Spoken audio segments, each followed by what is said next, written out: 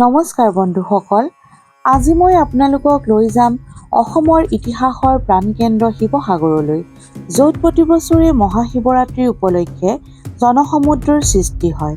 কিন্তু আপুনি জানেনে, শিৱসাগৰৰ এই শিৱৰাত্ৰি কেৱল এখন মেলাই নহয়, ইয়াৰ আঁৰত আছে ৩৫০ বছৰীয়া ইতিহাস আৰু আচৰিত কিছুমান তথ্য। আহক আজি এই ভিডিঅ'টোত আমি শিৱসাগৰৰ শিৱৰাত্ৰিৰ মহত্বৰ বিষয়ে বিতংভাৱে জানো। শিৱসাগৰৰ এই বিশাল শিৱদৌল নিৰ্মাণ কৰিছিল আহোম স্বৰ্গদেউ শিৱসিংহৰ পত্নী বৰৰজা অম্বিকা কুঁৱৰীয়ে ১৭৩৪ খ্ৰীষ্টাব্দত। এই দৌলটোৰ উচ্চতা প্ৰায় ১০৪ ফুট, যিটো ভাৰতৰ অন্যতম ওখ মন্দিৰসমূহৰ ভিতৰত এটা। আশ্চৰ্যৰ কথাটো হ'ল, এই দৌলটো ইটা আৰু পাথৰৰ বাহিৰেও কৰাল সানিবলৈ হাঁহৰ কণী, বৰা চাউল আৰু মাহৰ মিশ্ৰণ ব্যৱহাৰ কৰা হৈছিল।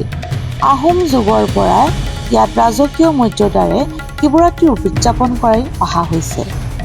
আপোনালোকে দৌলটোৰ ওপৰত যিটো সোণৰ কলচী দেখিছে, সেইটোৱেই ইয়াৰ আটাইতকৈ ডাঙৰ আকৰ্ষণ। এই কলচীটো প্ৰায় ৭-৮ ফুট ওখ। লোকবিশ্বাস আৰু ইতিহাস মতে এই কলচীটোত বিশুদ্ধ সোণৰ প্ৰলেপ দিয়া আছিল। বহুবাৰ বিদেশী আক্ৰমণকাৰীয়ে ইয়াক লুট কৰিবলৈ চেষ্টা কৰিছিল, কিন্তু সফল হ'ব পৰা নাছিল। আজিও সেই কলচীটোৱে গৌৰৱেৰে শিৱদৌলৰ শিখৰত জিলিকি আছে। শিৱসাগৰৰ শিৱৰাত্ৰিত সমগ্ৰ ভাৰতবৰ্ষৰ পৰা হাজাৰ হাজাৰ সাধু আৰু ভক্তৰ আগমন ঘটে। ইয়াত থকা শিৱলিংগটো ভূমিৰ তলত অৱস্থিত বুলি বিশ্বাস কৰা হয়। এই দিনটোত শিৱসাগৰৰ পুখুৰীৰ পাৰত এখন বিশাল মেলা বহে, যাক উত্তৰ-পূৰ্বাঞ্চলৰ অন্যতম বৃহৎ মেলা বুলি গণ্য কৰা হয়। শিৱদৌলৰ গৰ্ভগৃহত থকা শিৱদৌল দৰ্শন কৰিলে মনৰ সকলো আশা পূৰণ হয় বুলি ভক্তসকলৰ অটল বিশ্বাস। শিৱসাগৰৰ শিৱৰাত্ৰি কেৱল ধৰ্মীয় অনুষ্ঠান নহয়, ই আমাৰ সংস্কৃতি আৰু ইতিহাসৰ এক অবিচ্ছেদ্য অংগ। যদি আপুনি এতিয়ালৈকে এবাৰ শিৱসাগৰৰ এই ঐতিহাসিক মহোৎসৱ উপভোগ কৰা নাই, তেন্তে এবাৰ নিশ্চয় আহিব।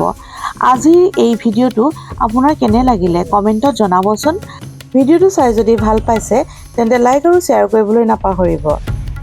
আৰু চেনেলটো যদি ছাবস্ক্ৰাইব কৰা নাই, তেতিয়াহ'লে ছাবস্ক্ৰাইব কৰি কাষতে থকা বেল আইকনটো টিপি অল কৰি থ'ব। ধন্যবাদ।